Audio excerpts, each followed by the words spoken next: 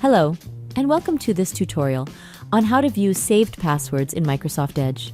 Saving passwords is a convenient feature that can save you time and hassle when logging into your favorite websites. However, it's important to be able to access and manage your saved passwords for security and convenience. In this video, I'll be showing you how to view saved passwords in Microsoft Edge step by step. By following along with this tutorial, you'll be able to easily access your saved passwords, delete any that you no longer need, and keep your online account secure. Before we begin, make sure to hit that like button.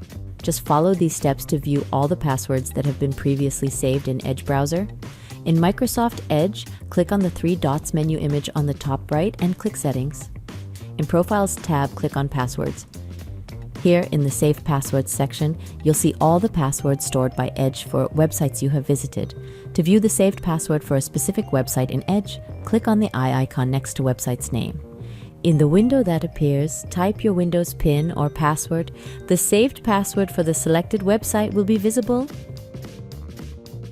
Thank you for tuning into our video. We hope it provided you with some valuable insights.